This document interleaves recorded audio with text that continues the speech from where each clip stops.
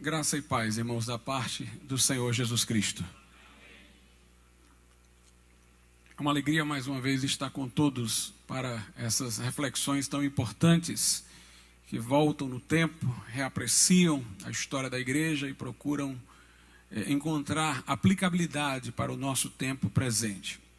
Eu, mais uma vez, faço a divulgação do primeiro simpósio de design inteligente do Nordeste, que vai ser um evento realizado aqui em Fortaleza, no auditório da Faculdade de Direito da UFC, nos dias 10 e 11 de novembro, quando teremos vários professores universitários de várias universidades, Federal do Rio Grande do Norte, Unicamp, professores de diversas áreas, biologia, física, química.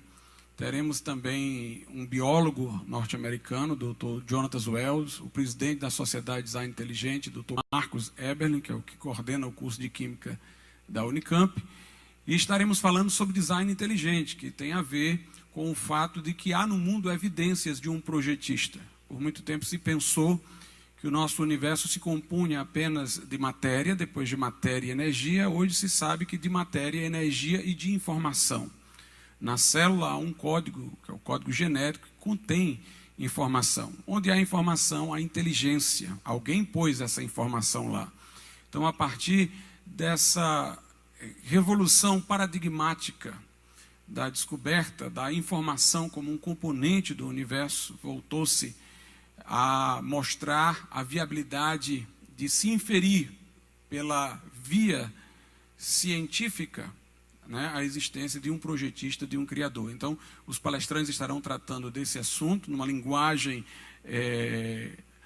digamos assim, popular, capaz de alcançar um público de várias orientações. E nós acreditamos na Universidade Evangélica, da qual faço parte, e a Sociedade Brasileira de Design Inteligente. Então, fica aí o convite e, ao final, ali os irmãos com as informações. Também eu trouxe, mais uma vez, para quem quiser, aquele meu livro, A Reforma Protestante e o Imaginário de Sua Época, que procura mostrar como era a mentalidade antes e depois da Reforma, para que as pessoas entendam, do ponto de vista do processo intelectual, o que levou a Reforma, contribuiu para ela e o que ela trouxe de contribuição para o mundo. Vamos fazer uma oração a Deus nesse instante, antes de nós lermos a sua palavra e meditarmos. Eu fui informado que haverá duas partes, acho que todos já sabem, 2 vezes de 40 minutos. Vamos, nesse momento, orar, pedir a Deus a sua orientação. Soberano e altíssimo Deus, nosso Pai, Pai de nosso Senhor Jesus Cristo, nós te damos ações de graças, nós te louvamos, porque tu és digno da nossa inteira adoração, da nossa inteira devoção, do nosso coração, meu Deus, voltado para ti. Abençoa-nos hoje aqui, através da tua palavra, da reflexão que haveremos de fazer, que teu Santo Espírito seja o nosso guia e a tua palavra seja a nossa luz. Que saiamos daqui, meu Deus, regozijando com verdades eternas, em prontidão para ouvir o teu chamado, atender a tua voz e fazer a tua vontade. Nós nos consagramos ao teu serviço e pomos-nos diante de ti, para que o Senhor fale conosco nessa noite. Em nome de Jesus. Amém. Vamos abrir as nossas Bíblias no Evangelho de João, no capítulo de número 1. Mensagem, nós entenderemos porque esse texto foi lido e através de que ilustração ele poderá nos ser de grande valor. Eu peço que os irmãos me avisem quando chegar aos 40 minutos, para eu poder saber, faltando 5 minutos, por ali, né? E qual o tempo ali? 34, entendi. Entendi. Pronto, então vamos lá. Meus irmãos, a Reforma Protestante, ela foi um evento muito importante, porque, como eu disse, inclusive no primeiro dia em que aqui falei, ao longo da Idade Média, na verdade pregada pelos apóstolos, foi lançado um entulho, um lixo de superstições. Se nós compararmos a verdade a um poço, que no fundo está com águas que dessedentam o homem, nós poderíamos dizer que durante a Idade Média este poço foi entulhado. Porque o que vemos é um processo de paganização do cristianismo. Inicialmente houve uma grande concentração de autoridade nos bispos, que se sobrepuseram aos presbíteros e se estabeleceu uma hierarquia episcopal. Alguns bispos, como o de Alexandria, o de Roma, o de Constantinopla, não por causa de qualquer mérito pessoal, mas por causa da projeção política, cultural destas cidades, os bispos dessa localidade começaram a se imaginar superiores aos outros bispos.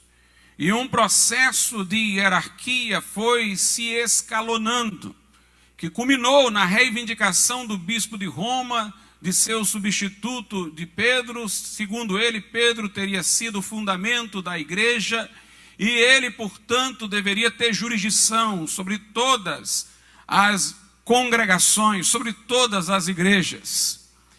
Nesse momento, o bispo de Constantinopla entrou em conflito com o de Roma, por causa que tinha também reivindicações semelhantes. Terminou havendo aquela quebra. Igreja Católica Romana de um lado, sobre o episcopado romano, e a Igreja Católica Ortodoxa sobre o patriarcado de Constantinopla. Esse processo foi lento, e este momento culminante aí já está na Idade Média. Depois que sucumbiu o Império Romano diante dos bárbaros. Falei eu de como Constantino se disse convertido ao cristianismo sem de fato sê-lo. E ele aproximou a igreja, convocou concílios, teve ingerência em decisões da igreja, reverteu ações disciplinares contra membros infiéis, aos quais ele mostrava favores, e portanto houve ali uma politização demasiada da cristandade. Na época de Teodósio, já depois de Constantino, a religião católica foi institucionalizada como romana, a religião oficial do Império Romano. E depois que o Império Romano caiu, então o Papa quis somar em si as duas prerrogativas de jurisdição eclesiástica e de jurisdição secular, que era propriamente reivindicada pelos imperadores romanos que se professavam cristãos.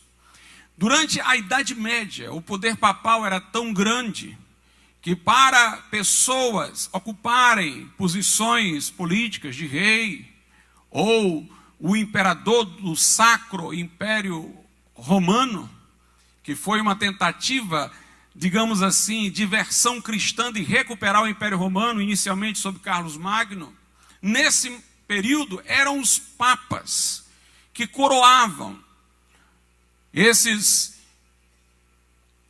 reis, esses imperadores, dando legitimidade ao governo deles. O poder que tinha o Papa era tão grande que alguns reis se levantaram contra o Papa na Idade Média. E o Papa estabelecia interditos. O que é um interdito? É que nenhum dos sacramentos administrados naquela localidade onde estava aquele rei teriam validade. Como se acreditava que o batismo regenerava, que a criança não batizada não tinha salvação. Como se acreditava que o confessionário era a via de aquisição do perdão divino. Como se acreditava que era na hóstia que se ingeria substancialmente Cristo. Então, se nenhum dos sacramentos estava valendo, nenhum meio da graça existia para aquele povo. Consequentemente, suas crianças não estavam sendo regeneradas, os que iam à confissão não estavam obtendo de fato perdão, e o povo se desesperava quando o Papa estabelecia um interdito e se levantava contra o seu próprio rei. E o rei, vendo que não conseguiria administrar a situação, terminava se submetendo ao Papa. Tal era a sua força. A Inquisição condenava os hereges, como assim eram chamados, muitas vezes impropriamente, e os entregavam ao poder secular para que cumprissem as decisões. A própria igreja cinicamente dizia que não iria manchar suas mãos de sangue. Então ela condenava o que discordava dela e entregava para autoridades seculares para que executassem a pena de morte, muitas vezes na fogueira. Portanto, havia uma jurisdição temporal do papado e uma jurisdição eclesiástica.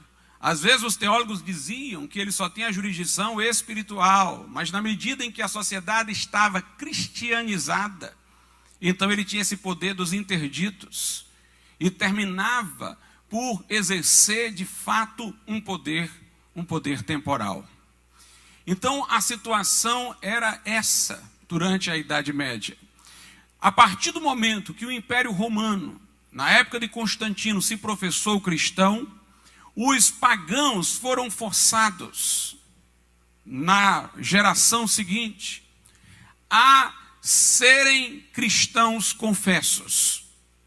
E eles se diziam cristãos não porque tinham se convertido no coração, mas porque era obrigatório. Inicialmente foi de uma forma mais seletiva. Você pode ser pagão, mas não pode estar no serviço público. Você pode ser pagão, mas não pode ter esses privilégios. Depois passou a ser uma perseguição deliberada mesmo. E aí muitas pessoas que não se tinham convertido ao cristianismo se diziam nominalmente cristãs e traziam as suas ideias pagãs e procuravam representá-las dentro das figuras do cristianismo. Foi assim que a mariolatria se estabeleceu. Entre os pagãos havia culto a Semíramis, culto a Diana dos Efésios, culto a Astarote, a rainha do céu, como diz lá em Jeremias, era um culto pagão, mas aí se vestiu de roupagem cristã. Para vocês terem uma ideia, o culto à deusa Diana era fortíssimo, este culto feminino, lá em Éfeso. A Diana era chamada de a Diana dos Efésios. Quem lê o livro de Atos depara-se com as dificuldades que Paulo enfrentou em Éfeso por causa da idolatria à deusa Diana. Pois o concílio que proclamou Maria rainha do céu foi realizado em Éfeso. Foi realizado exatamente em Éfeso. Depois decidiram ser Maria, mãe de Deus. Ali atribuíram o título de senhora, de mãe da igreja. Mas na verdade era um culto pagão, encontrando uma versão nominalmente cristã.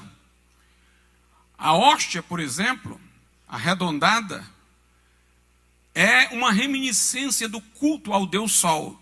Inclusive Constantino frequentava o culto cristão e frequentava o templo onde se adorava o Deus Sol. Ele achava que não havia nenhuma distinção entre o Deus cristão e o Deus Sol.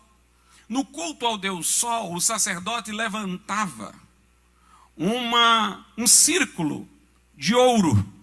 E na hora que ele levantava, todos se ajoelhavam para adorar o sol. Na missa, o padre levanta a hóstia, diz ele que é para consagrá-la e ela transubstanciar-se no corpo de Cristo, mas a atitude do povo é a mesma. É de se curvar. Já viram aquelas imagens em que os padres vão levando como se fosse um símbolo da hóstia, mas tem toda uma coloração amarela com raios como se fosse um sol? É uma reminiscência do culto ao Deus Sol.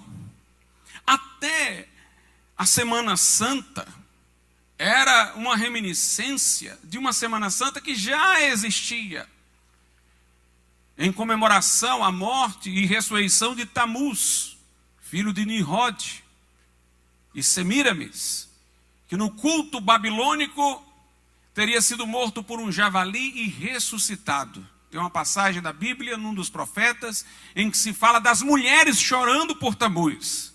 Era a Semana Santa pagã, quando as mulheres ficavam chorando pela morte de Tamuz. Então houve toda uma paganização. As tiaras papais eram as mesmas dos sacerdotes pagãos.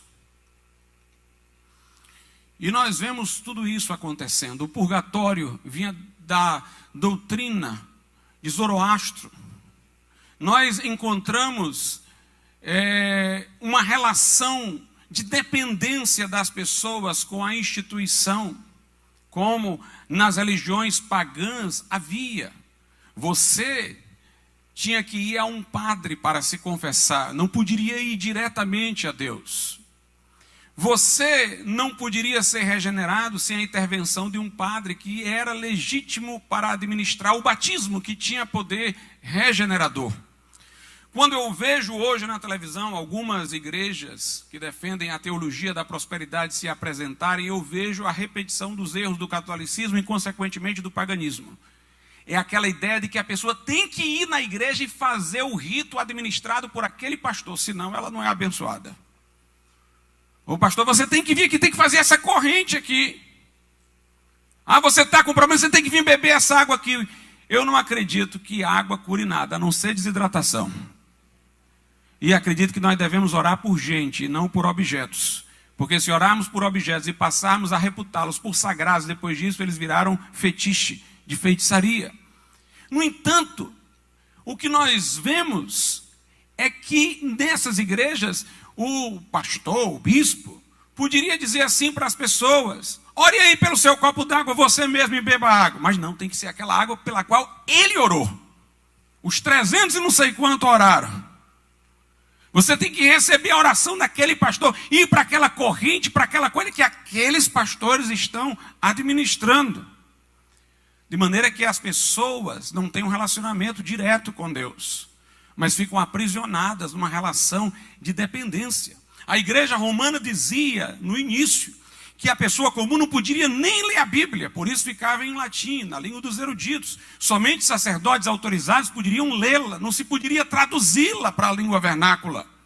Mesmo hoje, em que na igreja romana há tradução da Bíblia, se diz que o fiel pode ler, mas não pode interpretar. Tem que aceitar a interpretação do magistério da igreja. Dizem que é uma tradição oral, secreta. Quem já leu as obras de Irineu de Leão, pai da igreja do século II, portanto bem próximo dos apóstolos, particularmente uma obra dele contra as heresias, vai ouvi-lo contestar os gnósticos. Os gnósticos eram uma seita que misturava cristianismo com filosofia grega. E os gnósticos defendiam que o que a Bíblia dizia era só para os homens simples, mas tinha um conhecimento mais elevado do que o da Bíblia, que um grupo tinha recepcionado de modo secreto e passava para os mentores na geração seguinte. Então Irineu vai combater essa tradição secreta dos gnósticos em nome da Bíblia. Note, originalmente, essa ideia de uma tradição complementar à Bíblia oral, da qual um corpo de pessoas seria tida como os privilegiados guardiães, vinha do gnosticismo. O catolicismo, portanto, é o cristianismo babilonizado, paganizado, que perdeu toda a verdade nos seus devaneios. É como se pegasse o poço com a água límpida lá, mas se entulhasse. Várias superstições. O evangelho ficou lá no fundo, perdido no meio dessa balbúrdia. E nós encontramos na Bíblia uma ilustração para isso. Vou tomar aqui, obviamente, como ilustração. Lá em Gênesis, diz assim a Bíblia Sagrada, Gênesis capítulo de número 26, a partir do versículo de número 15. Aliás, vamos ler o 15, depois eu leio o outro texto, um pouquinho mais à frente. Gênesis 26, 15. E todos os poços que os servos de seu pai tinham cavado nos dias de seu pai Abraão, os filisteus entulharam e encheram de terra. Notemos, aqui a Bíblia está falando da época de Isaac. Está dizendo que na época de Isaac, os poços que Abraão, seu pai, havia cavado, estavam entulhados por um trabalho dos filisteus. A água boa ficou lá embaixo, eles entulharam, colocaram o seu lixo em cima. E qual foi o trabalho de Isaac? Foi de desentulhar. Veja o que diz o versículo 18. E tornou Isaac e cavou os poços de água, que cavaram nos dias de Abraão, seu pai, e que os filisteus entulharam depois da morte de Abraão. E note, e chamou-os pelos nomes que seu pai chamara. Os filisteus não apenas entulharam aqueles poços que Abraão cavou, mas lhe deram outros nomes, que não eram aqueles que Abraão tinha dado. Isaac fez o quê? Desentulhou e voltou a chamar as coisas pelo nome original. Reforma é isso. A obra da reforma protestante foi essa. Foi tirar o entulho e voltar a chamar as coisas pelo seu nome bíblico. Versículo 19, cavaram, pois, os servos de Isaac naquele vale e acharam ali um poço de águas vivas. O que foi a reforma protestante foi a tirada do lixo que os filisteus colocaram lá. Para o povo não beber a água do evangelho. Para o povo não beber a água que dessedenta.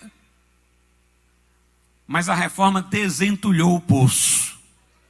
Voltou a chamá-los pelos nomes certos. E reencontrou as águas vivas lá no fundo. Então nós vemos que Martinho Lutero foi um monge ansioso pela sua salvação. Lutero era um homem de afirmações muito graves. Sempre que ele falava alguma coisa, era preciso Melâncto colocar a coisa em ordem, porque ele falava com muita violência. Uma vez ele disse, por exemplo, o seguinte: os católicos gostam de tomar os seus termos para deturpá-los. Ele disse: o diabo é o pai da minha teologia. Uma vez eu vi um católico citando essa frase. Está vendo? Lutero era do diabo. Ele disse: o diabo é pai da minha teologia. Mas ele disse isso ironicamente. Ele disse: o diabo me acusou tanto, me oprimiu tanto com os meus pecados, que me fez procurar no evangelho a graça e encontrar.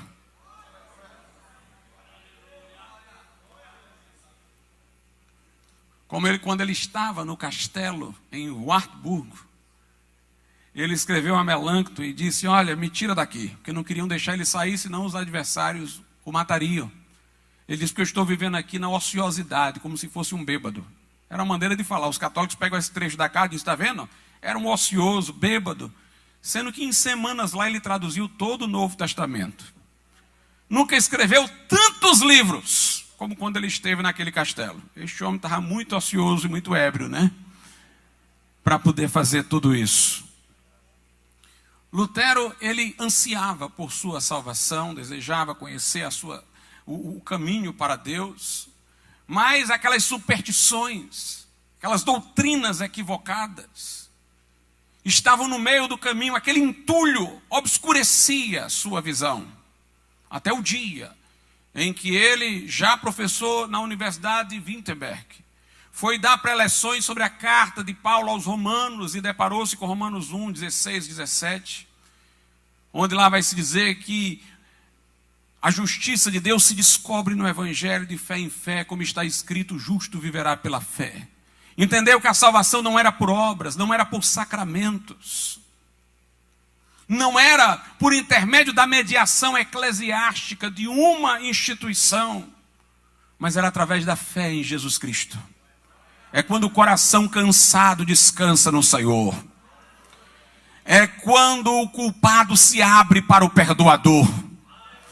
É quando o homem desiste dos seus recursos e passa a confiar somente naquele que por ele morreu e ressuscitou. Ele disse: eu senti o meu coração renascer. Eram como se as portas do paraíso me houvessem sido abertas. E a frase justiça de Deus, que antes me inquietava, porque ele falava de juízo, de julgamento, ele disse: agora se me apresentava deliciosa, porque a justiça de que fala o evangelho não é aquela pela qual ele pune. Essa é a justiça da lei, é aquela pela qual ele justifica. Considera a nossa dívida quitada por Jesus Cristo já ter vertido o seu sangue por nós na cruz do Calvário. Nós podemos encontrar uma outra ilustração na Bíblia com Josias.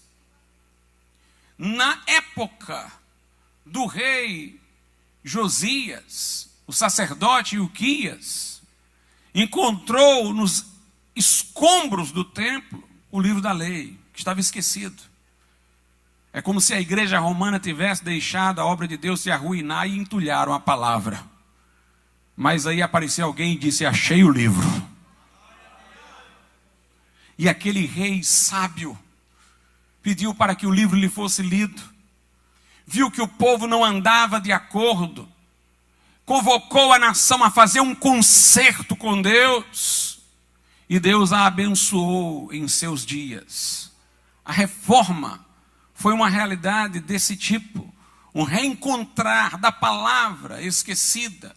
Um reencontrar das águas que estavam sob o entulho. E aí todas as arestas foram removidas. Aquela complexidade da igreja romana foi reduzida à simplicidade do evangelho. Como eu disse, o problema da igreja romana foi que ela acrescentou. Ela criou um sistema complexo de ritos, de ascese, de passos para a salvação, onde entravam obras, entravam sacramentos, entravam sacerdotes, entravam santos, entrava Maria, entrava intercessão, entrava purgatório, entrava penitência.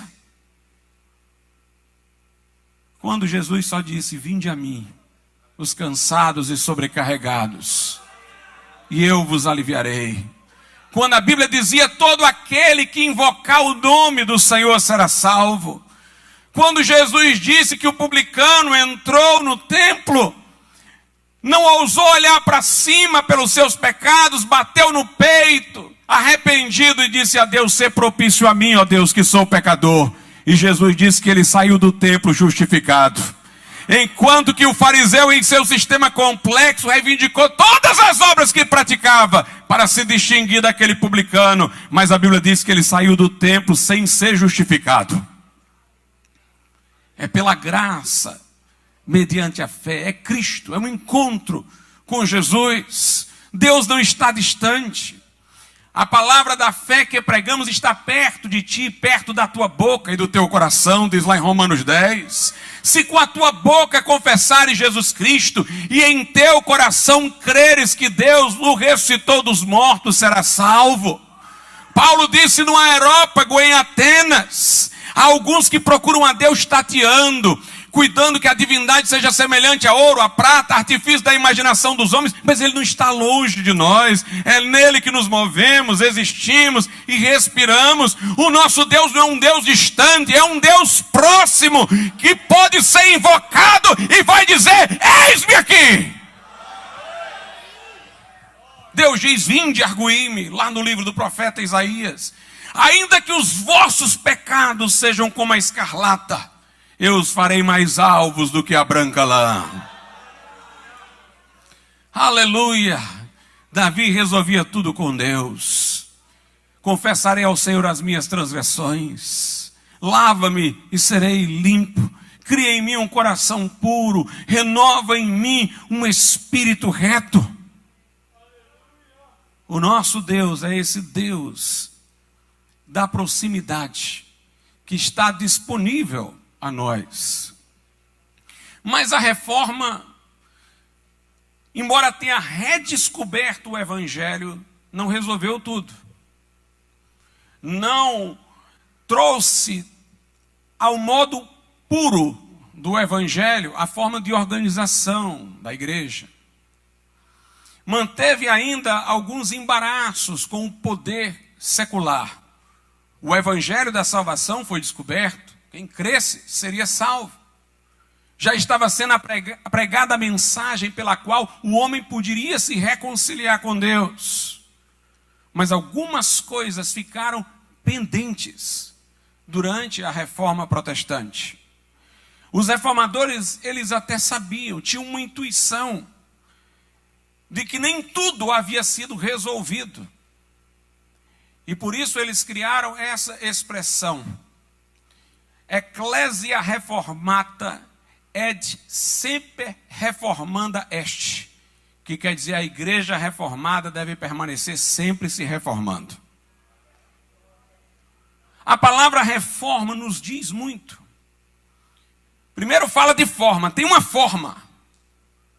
E a igreja tem que se colocar dentro dessa forma. E a forma está aqui na palavra. Sola Escritura. Aqui está um modelo, e a igreja tem que se introduzir nesse modelo. E os reformadores entenderam que algumas coisas, além daquelas que eles já haviam mudado, deveriam, com o caminhar, com a iluminação, com o conhecimento, também mudar. A reforma deveria continuar. Interessante que essa expressão tem sido mal interpretada. Eu li um tempo atrás um teólogo liberal, do ponto de vista da teologia, dizendo: a igreja deve sempre se reformar, não pode ficar imóvel. Então a igreja tem que se adequar aos tempos. Era o raciocínio dele. A igreja tem que levar em conta as contribuições do feminismo, do marxismo. A igreja tem que se contemporizar, fazer uma conciliação da ideia de que Deus criou o mundo com a ideia de evolução. Na visão desses teólogos liberais, a igreja deve sempre se reformar à luz deste século. É a história da relevância. A mensagem, eles dizem que tem que ser relevante, aquela velha mensagem daquele tempo. Não tem relevância para os dias de hoje. Nós temos que encontrar a maneira de o evangelho ser relevante para o dia de hoje. Meus irmãos, o meu evangelho é relevante para hoje, para ontem, para amanhã, porque Jesus Cristo é o mesmo ontem, hoje e será para todo sempre. O homem continua o mesmo miserável pecador de sempre. Ele encontra novas formas de pecar, mas a sua natureza é a mesma natureza caída. E só Jesus pode libertá-lo dessa condição. A sociedade pode negar o pecado, mas o pecado não vai deixar de ser pecado. A sociedade pode dizer que a culpa é só um estado de frustração para psicólogo remediar, mas nós vamos dizer que a culpa é objetiva, fruto de transgressão, e só o sangue de Jesus pode removê-la. O problema do homem é o mesmo, ele continua com um vazio do tamanho de Deus. Que o carro dele do ano não preenche, que a casa gigantesca dele não preenche, mas só Jesus pode preencher. Portanto, pregue esse evangelho, porque ele é sempre relevante. É sempre relevante. Mas alguns querem tornar a mensagem relevante, adaptando-a ao gosto do presente século. Mas a Bíblia diz é o contrário: não vos conformeis com este século, mas transformai-vos pela renovação da vossa mente, do vosso entendimento. A igreja tem que ser sempre reformada, mas à luz da Bíblia. Todo dia nós temos inclusive que nos examinar a nossa vida pessoal. Esse é um princípio que vale não é só para a Bíblia não, vale para a nossa vida individual. O crente todo dia tem que se examinar à luz da Bíblia. Nós falamos no livre exame das Escrituras, que não quer dizer, como a igreja romana equivocadamente diz, a livre interpretação da Bíblia. Nós não defendemos livre interpretação da Bíblia, cada um interprete como quiser. Só tem uma interpretação da Bíblia válida, é aquela que é da Bíblia pela Bíblia. Agora todos são livres para examinar e descobrir a verdade por si mesmo. Deus falou de modo claro para que cada um possa por si mesmo examinar e descobrir. Jesus disse: examinai as Escrituras, julgais ter nelas a vida eterna. São elas que de mim testificam. Os bereanos examinaram nas Escrituras. Mas nós defendemos não só o livre exame da Bíblia, no sentido de examiná-la. Nós queremos que a Bíblia nos examine também. Por isso, quando você for ler a Bíblia, você diz: fala, Senhor, que o teu servo ouve. Você diz: vê, Senhor, se há em mim algum caminho mau, e guia-me pelo caminho eterno. Esquadrinha o meu coração, os meus rins, sonda a minha alma, examina-me, prova-me. E quando a Bíblia lhe disser o caminho, faça. Não meça numa relação de cálculo de custos e benefícios. Vivemos numa era pragmática, onde as pessoas pensam: bem, nesse ponto vale a pena obedecer a Bíblia, fazendo aqui um cálculo de custo e benefício. Desse ponto aqui não vale. Não tem negócio de cálculo e benefício não, de custo e benefício não. É assim diz o Senhor, e acabou. Faça o que a palavra de Deus lhe diz.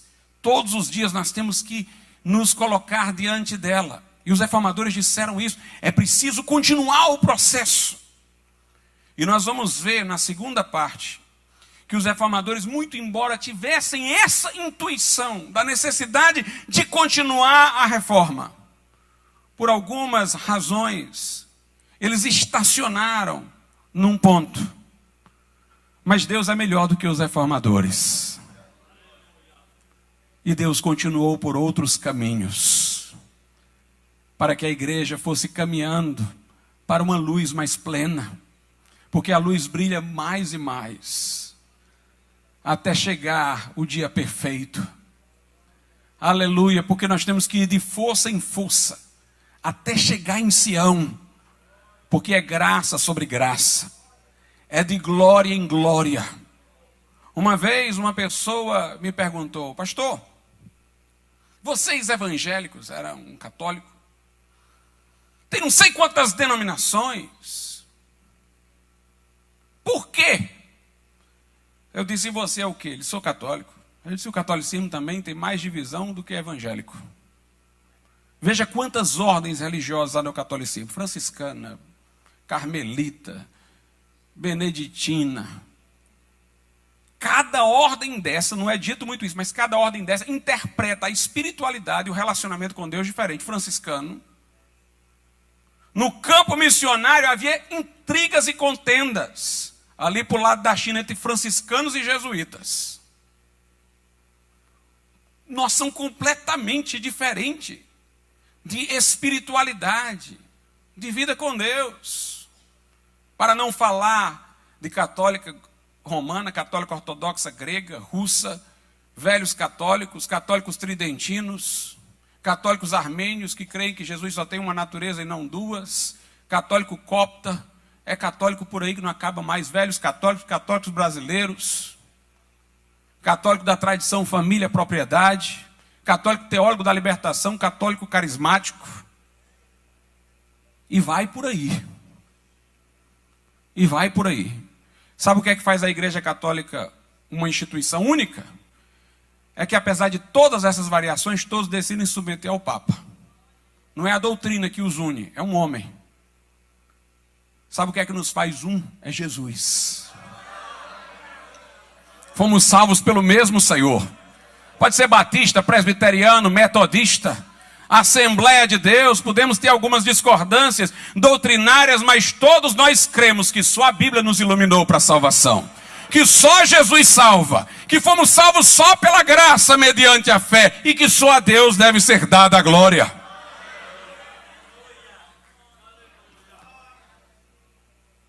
Aleluia. Que eles continuem com o Vaticano sediando a unidade da igreja deles, porque nós já temos a Jerusalém celestial. Jesus é que nos faz um. Nele não há judeu, nem gentil, escravo, nem livre, homem, nem mulher, mas todos são um em Cristo Jesus.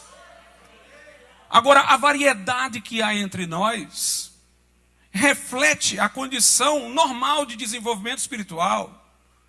Se eu olhar para todos os crentes aqui, nem todos os crentes estão nivelados no mesmo momento espiritual de desenvolvimento. Jesus disse que uns produzem 30, outros produzem 60, uns produzem 100. Então tem igrejas evangélicas que viram até 30, outras que viram até 60, outras que viram até 100. Da mesma forma que entre os indivíduos há medidas de crescimento, entre as igrejas poderá haver medida de crescimento. Mas todas estão crescendo, todas estão produzindo. Todas foram encontradas por Jesus Cristo, nosso Senhor. Então vamos, na segunda parte, ver como a reforma deveria ter continuado a acontecer. E vamos ver o que Deus fez para que isso se desse. Vamos orar ao Senhor. Quando nós falamos acerca da reforma protestante, nós costumamos destacar aqueles que estavam dentro do catolicismo à época e que através da leitura da palavra de Deus foram despertados, como Martinho Lutero, que era monge, Calvino, que quase foi ordenado sacerdote, depois migrou para o direito, Ulrich Zwinglio, na Suíça, que era um sacerdote também, mas um fenômeno aconteceu durante a Reforma. Essas ações reformadoras desses homens eram bem situadas, eram bem localizadas. Lutero lá em Wittenberg, Zwinglio ali na Suíça, Martin Bucer em Estrasburgo, Calvino primeiro na França, depois em Genebra. Porém, naquele momento, apareceram, de repente, em várias partes, sem estarem associados a esses reformadores, inúmeros grupos e comunidades evangélicas inteiras, que não eram provenientes da Reforma. Conforme os historiadores o reconhecem, não dava tempo ter aparecido tanta gente, em tantos lugares, de uma hora para outra. Esses grupos, eles eram vindos da Idade Média. Haviam guardado o Evangelho durante a Idade Média, foram perseguidos, massacrados. E haviam se escondido em lugares mais reservados, em vales, vivendo mais segregados. E quando eles ouviram falar da reforma, dos reformadores, se sentiram encorajados de aparecer. E apareceram de toda parte, de diversos lugares. Esses grupos, alguns não eram tão fiéis à verdade, mas outros mais fiéis à verdade do que os próprios reformadores. Foram chamados na época de radicais, de anabatistas. E eles apareceram nos locais onde outros grupos, durante a Idade Média, já estavam. Daí porque os historiadores acreditam que eles vieram desses outros grupos que já existiam antes, na Idade Média. Entre eles, valdenses, paulicianos, bogomilos, albigenses evangélicos, porque albigenses tinha de vários tipos. Albi era uma montanha na França onde refugiavam-se todos os que eram perseguidos pelo catolicismo romano. Existiam alguns chamados de albigenses que lá se refugiavam, que eram mais para espíritas, mas existiam alguns que eram evangélicos, que foram mortos terrivelmente. Bernardo de Claraval, que era um sacerdote católico, monge católico, inclusive elogiava, embora discordasse das crenças, mas elogiava a piedade dos albigenses. Por muito tempo, inclusive, pensou-se que os valdenses teriam vindo do século XIII, ali para o século XII, para o século XIII, provenientes de um líder chamado Pedro Valdo. Mas, curiosamente, encontraram documentos anteriores à existência de Pedro Valdo que falam nos valdenses. Hoje se concluiu que os valdenses não tiraram o seu nome de Pedro Valdo. Pedro Valdo é que tirou o seu nome dos valdenses. Ele chamava-se Pedro, de Lyon. Por associar-se aos valdenses e tornar-se um líder entre eles, foi chamado de Valdo.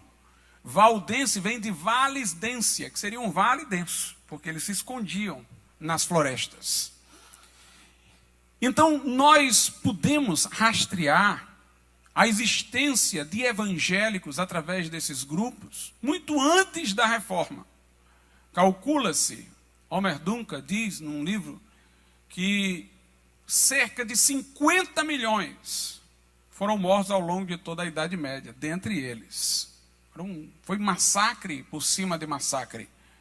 Uma cruzada contra os albigenses, em menos de 100 anos, matou 1 milhão. Então, eles pré-existiam. E os inquisitores diziam, os documentos que nos restam da Inquisição trazem isso, os inquisitores diziam que esses grupos alegavam que eles vinham desde os apóstolos. Em outras palavras, que quando houve a união da igreja com Roma, eles não participaram dessa união. Eles mantiveram a igreja no estilo de simplicidade que lhes vinha dos apóstolos. Essa colocação é importante. Tem um livro chamado Rasto de Sangue, de J. M. Carroll, em que ele faz um alistamento de todos esses grupos em ordem cronológica para mostrar uma associação deles desde os tempos dos apóstolos. É importante lembrarmos a existência desses grupos, porque a igreja romana costuma dizer o seguinte: vocês surgiram um dia desse, no século XVI. A verdadeira igreja não pode ter desaparecido da face da terra. Se foi Jesus que a instituiu, e de fato ela não desapareceu. Esses grupos foram os representantes do verdadeiro cristianismo. Havia também dentro da igreja romana, antes da reforma, alguns verdadeiros cristãos, que viviam em monastérios, que descobriam a verdade. Naquele tempo, a igreja não tinha muito controle do que acontecia nos monastérios, e alguns encontraram Cristo e deixaram escritos que têm muito mais parentesco com os dos reformadores do que com os da igreja de Roma. Além disso, dentro da igreja romana, houve arautos pré-reformadores, como Jerônimo Savonarola, como John Hus, como John Wycliffe, e inúmeros outros, que também foram descobrindo, mesmo dentro da igreja romana, a verdade. Na visão de Lutero e de Calvino, que não simpatizavam com esses grupos já pré-existentes, a igreja teria sobrevivido como cativa dentro da igreja católica. E aí eles procuravam focar nesses, que dentro da igreja católica tinham descoberto a verdade. Eles falavam no cativeiro babilônico da igreja. A igreja estava cativa dentro da Babilônia, que era Roma. Existiam crentes lá dentro, como um remanescente. Mas esses outros grupos, que são ancestrais dos batistas e, consequentemente, dos pentecostais, dos outros grupos, das igrejas livres, entendem que a igreja verdadeira sobreviveu, não dentro da igreja de Roma meramente sob a forma de um cativeiro. Ela sobreviveu fora, sendo massacrada e perseguida, sem ter nada a ver naqueles dias com a igreja romana, estando do lado de fora. E por isso apareceram de toda parte no século XVI.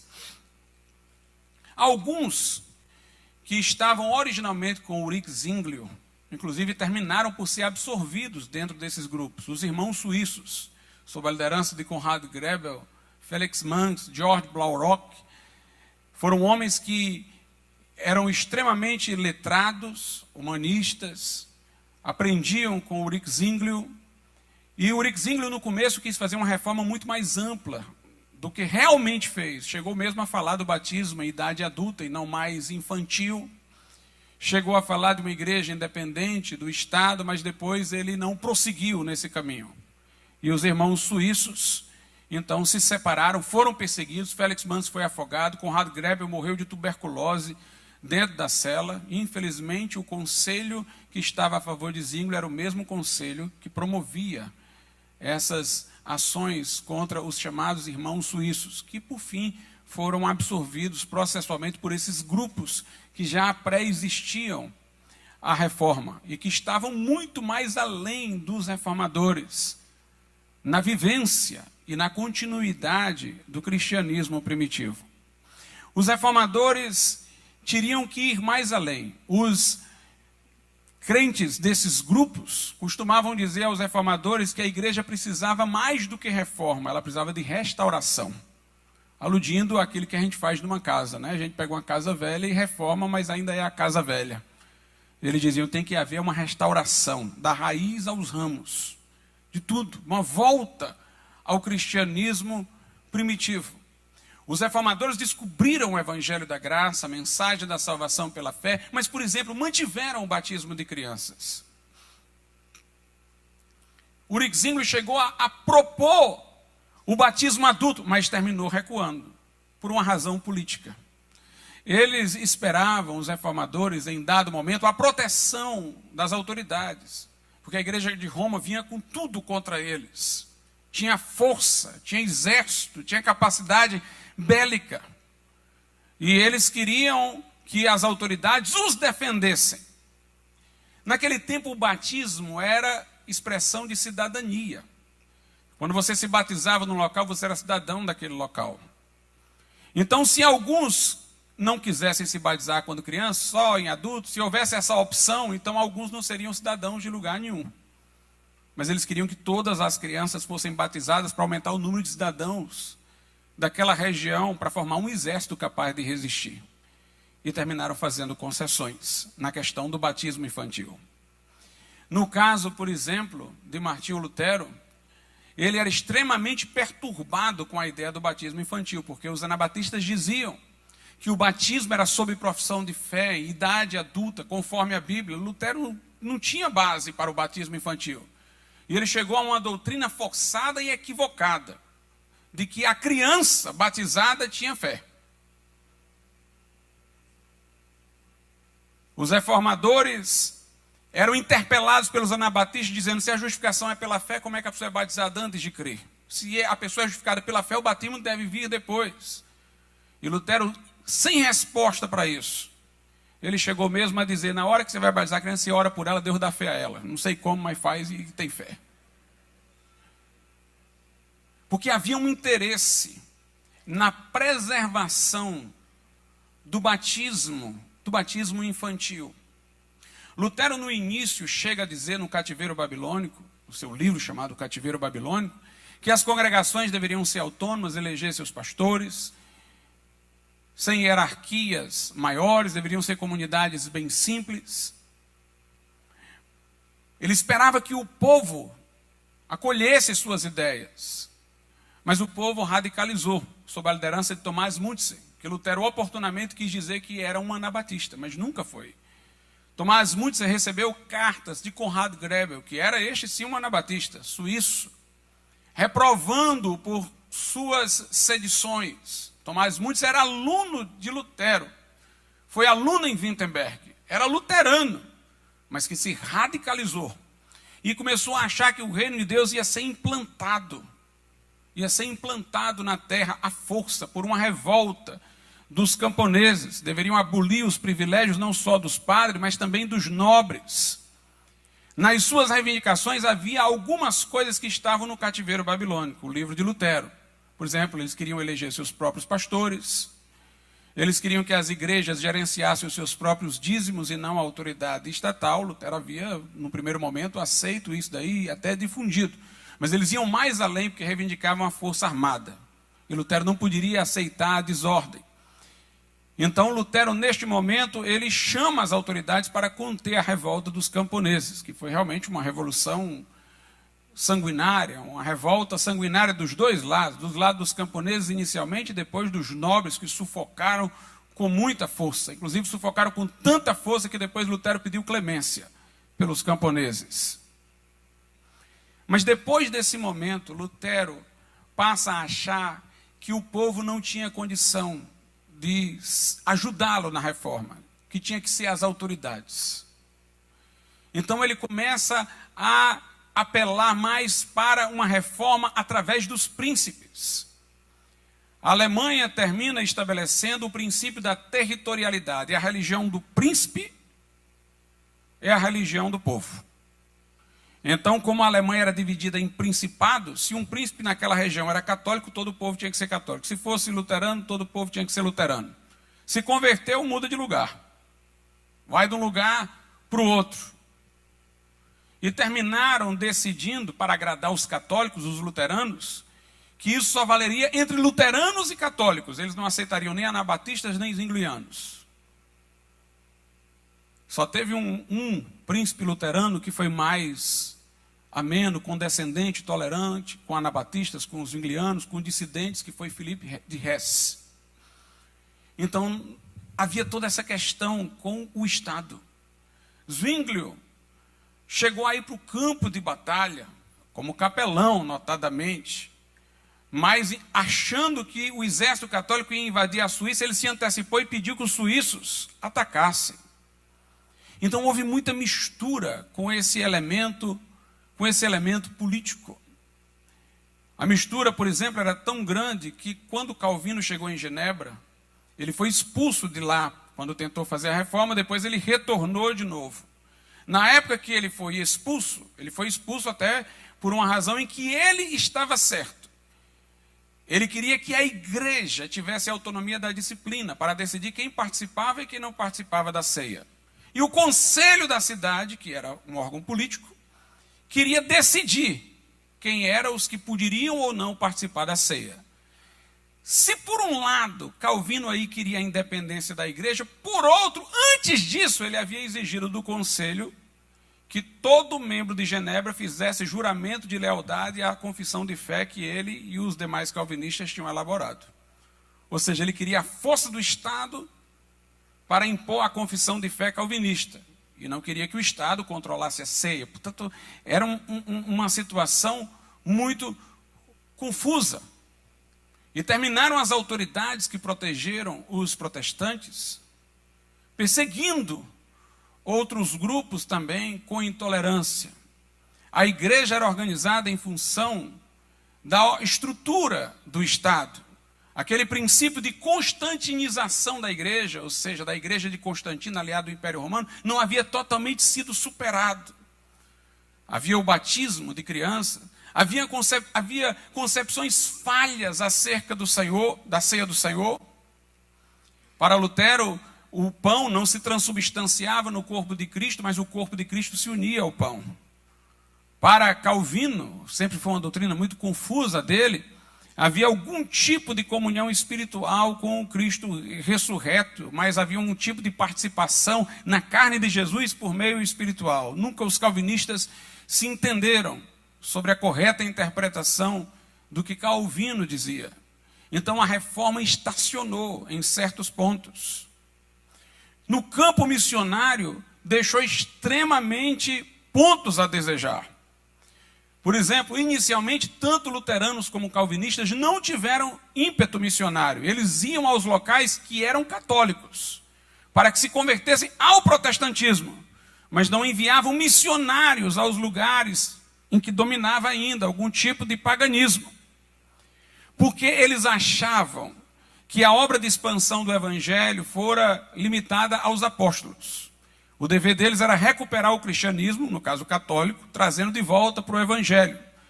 Mas os povos que não tinham sido alcançados até aquele momento é porque estavam predestinados à condenação. Então o avanço missionário foi limitado. Os anabatistas já tinham a visão do ide, como pertencendo também a eles, e foram em muitos mais lugares.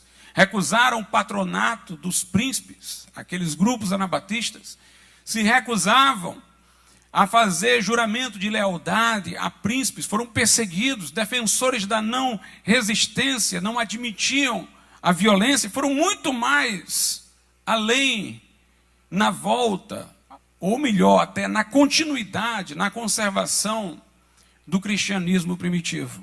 Então, alguns motivos, às vezes não muito nobres, estacionaram o processo de reforma, mas Deus continuou. Eu vou sair um pouco da história dos anabatistas, que é uma história de continuidade do que foi vindo de antes, e vou entrar na história da chamada reforma magisterial, que é mais ligada a Lutero, Calvino, Zwinglio. Os que vieram depois deles, que deram passos adiante, na Inglaterra. A reforma inglesa deixou muito a desejar no começo. Henrique VIII quis o lugar do Papa, mas a igreja anglicana da época dele era católica. Quando ele morreu, assumiu Eduardo VI. Era a favor da reforma, foi mais adiante. Depois veio Maria Sanguinária, voltou para o catolicismo. Depois veio Isabel e ficou no meio termo. Note que a coisa estava muito ligada ao estado dos príncipes. Eu li aqui um texto no começo, que agora vai fazer sentido. Lázaro estava morto, dentro de uma caverna mal cheirosa, porque o seu corpo estava em putrefação. Lázaro ali era como a cristandade dentro do cativeiro babilônico, dentro do catolicismo. Mas Jesus disse: Lázaro, sai! e Lázaro reviveu. Os reformadores ouviram a voz do evangelho e saíram da grande Babilônia. Sai dela, povo meu, para não ser cúmplice dos seus pecados. Mas quando Lázaro saiu, ele ainda estava com as faixas mortuárias. Não estava mais morto, não estava mais dentro do sepulcro, mas ainda carregava faixa de morto. E aí Jesus disse aos discípulos: desligai-o e deixai-o ir. A reforma tem que continuar, tem que sair de dentro da caverna, mas depois tem que tirar as faixas mortuárias. O que ficou de lá tem que ser deixado para trás. Uma das coisas que a gente vê no rei Ezequias é isso. Vamos ver aqui o que é que a Bíblia diz acerca do rei Ezequias.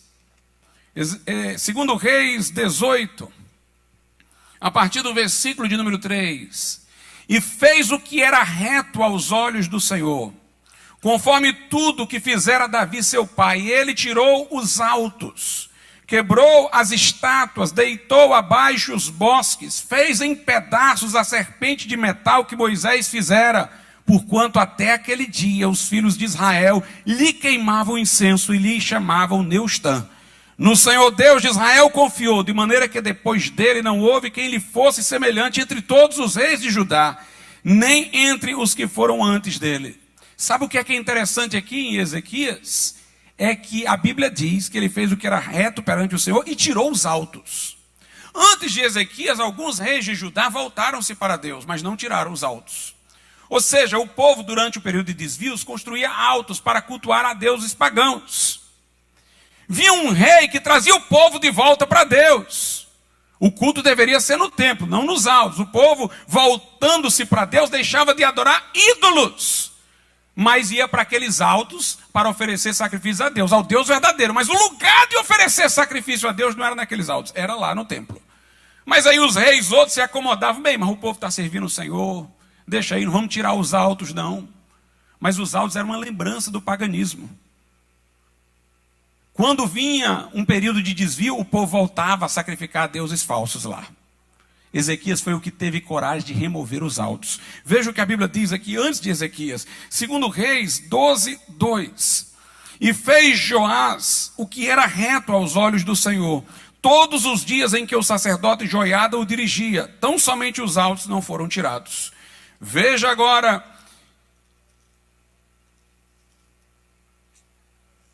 em outro texto aqui, segundo Reis 14, versículo 3. E fez o que era reto aos olhos do Senhor, ainda que não como seu pai Davi. Fez, porém, conforme tudo que fizera Joás seu pai. Tão somente os altos não foram tirados. Ou seja, esses reis que antecederam Ezequias, que serviram a Deus, fizeram uma reforma incompleta. Fizeram o povo voltar a cultuar a Deus, mas o culto deveria ser no templo, não nos altos, onde no momento anterior estavam cultuando a deuses falsos, que haviam sido lá colocados para cultuar a deuses falsos. Mas Ezequias chegou e tirou os altos. A Bíblia diz que ele era tão radical que até a serpente que Moisés fizera, que foi Deus que mandara, mas o povo estava cultuando, ele despedaçou-a. Reforma completa. Eu louvo a Deus porque a reforma continuou dentro dessa ala do século XVI. Os puritanos tiveram um grande papel porque recuperaram o congregacionalismo, o sistema de igrejas independentes do Estado.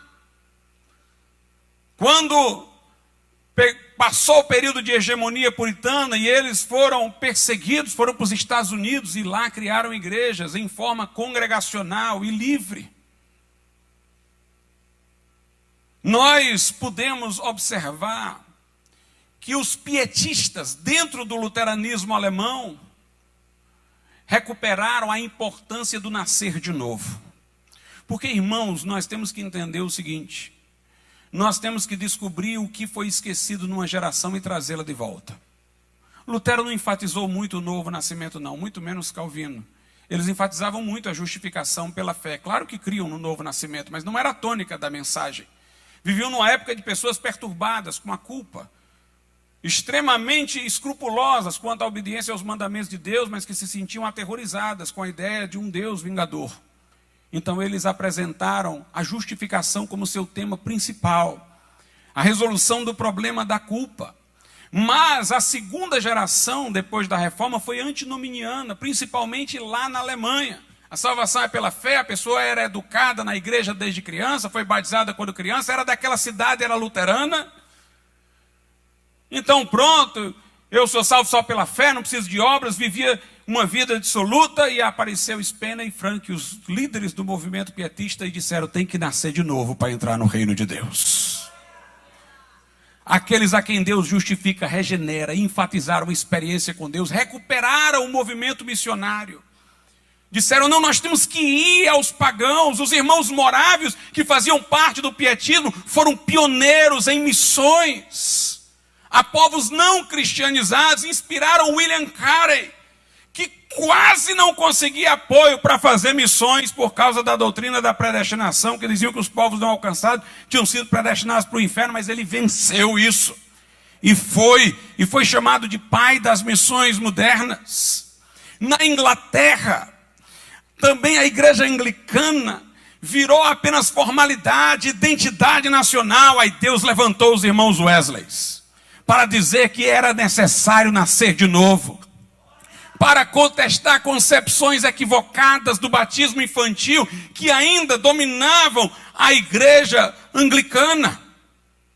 E Deus operou poderosamente através desses homens. E no século XX, irmãos, houve o avivamento da Rua Azusa. Como eu disse, cada geração tem aquilo de que precisa escutar.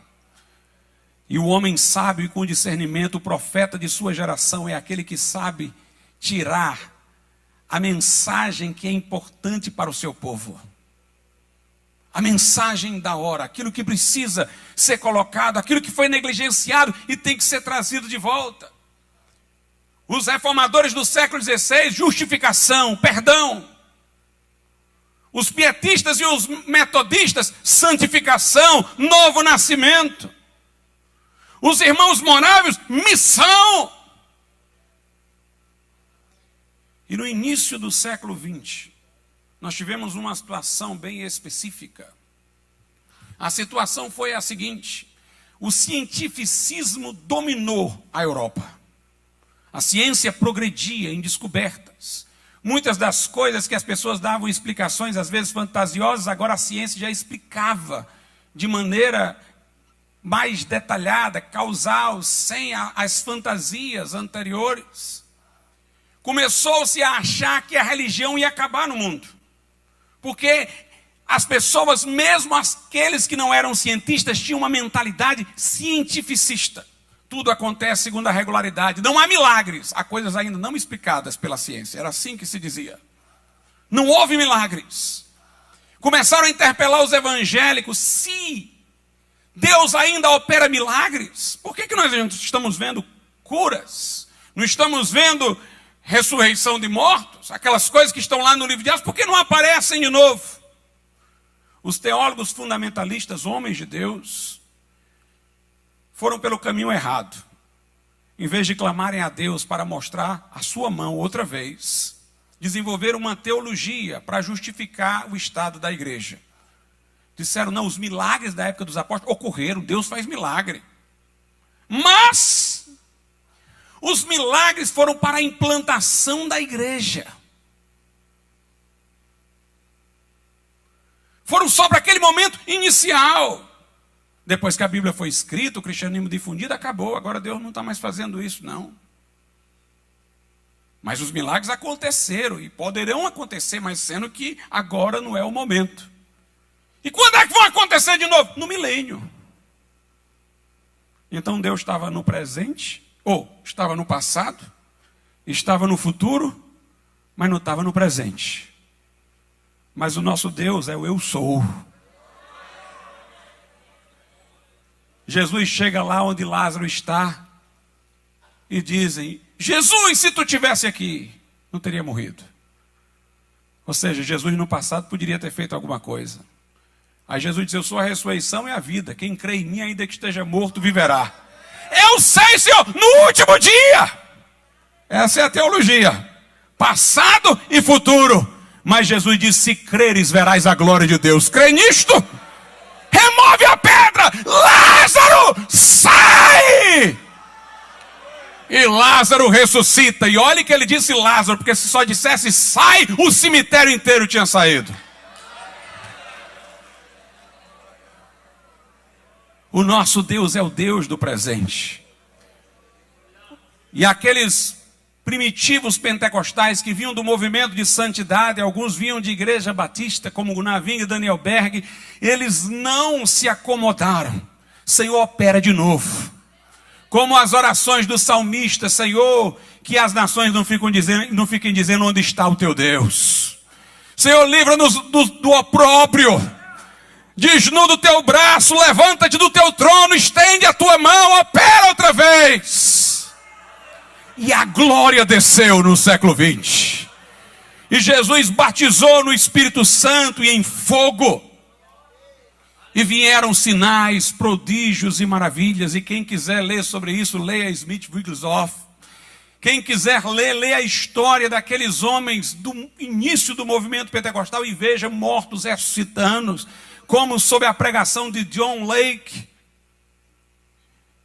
A questão é qual a mensagem que o mundo de agora precisa ouvir. Meus irmãos, nós estamos vivendo numa sociedade que está nos cercando, tentando desconstruir valores cristãos, aborto, feminismo, ideologia de gênero.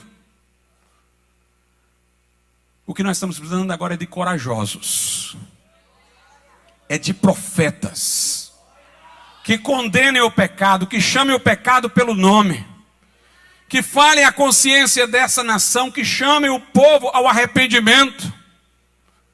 Nós precisamos de um batismo de fogo. Mas a questão dos milagres tem que acontecer, mas não é nem a primeira coisa. É para levantar uma geração de intrépidos. Batismo no Espírito Santo não é para lhe dar uma emoção, um arrepio na coluna, não. É para lhe fazer intrépido. Tem gente que pensa em batismo no Espírito Santo também só para curar a dor de cabeça aí, para resolver um problema aqui de uma dorzinha acolá. Meus irmãos, eu creio como Charles Finney, o primeiro objetivo do batismo no Espírito Santo é fazer testemunhas, arautos, levantar profetas corajosos. Recebereis poder ao descer sobre vós o Espírito Santo e sereis minhas testemunhas. Atos 4:31, moveu-se o lugar em que estavam orando, e todos foram cheios do Espírito Santo e pregaram com intrepidez a palavra de Deus. Nós estamos precisando nessa geração de pregadores intrépidos e inflamados, que condenem as mazelas dessa sociedade, as perversões dessa sociedade. Não é uma igreja que vai tentar recuperar a coisa por meios políticos, não. Os reformadores fizeram isso e o resultado não foi bom. Constantino fez isso e o resultado não foi bom. Nós precisamos de profeta nas ruas. Aleluia! Nós precisamos acordar uma sociedade adormecida. Nós precisamos, irmãos, ter um avivamento de pregação sobre arrependimento. Arrependei-vos, porque é chegado o reino de Deus. Vamos prosseguir a reforma. Vamos retirar os autos. Vamos lançar fora as faixas mortuárias. E vamos clamar nessa geração. E vamos falar do arrependimento.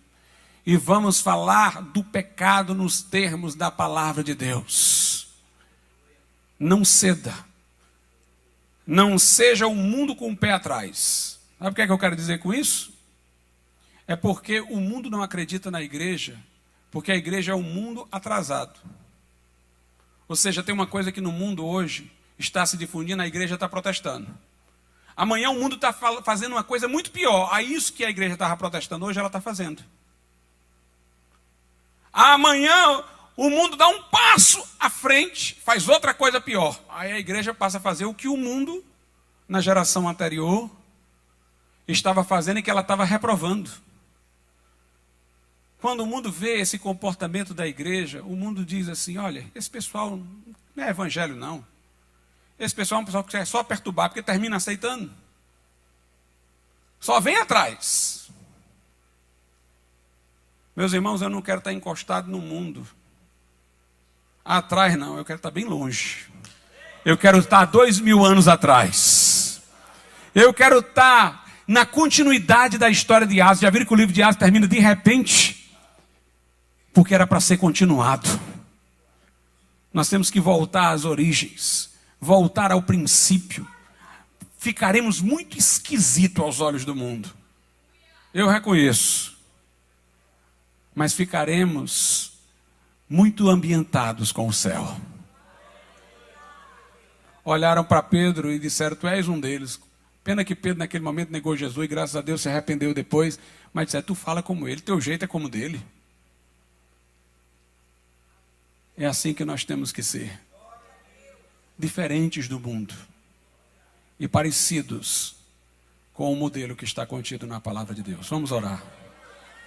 Soberano Deus e Pai, graças te damos por teu amor e por tua palavra. Faz-nos fiéis, Senhor. Faz-nos, ó Pai, radicados na verdade, sem se desviar nem para a esquerda, nem para a direita. Guarda-nos, ó Pai, fiéis, zelosos do bem, comprometidos com a verdade, Senhor, sempre prontos, meu Pai, a condenar o pecado e chamar vidas ao arrependimento. E que nossa vida, meu Deus, empreste crédito àquilo que pregamos, que honre a tua palavra, que sejamos a Bíblia lida, aberta a todos os homens. Nós te pedimos isso em nome de Jesus. Amém.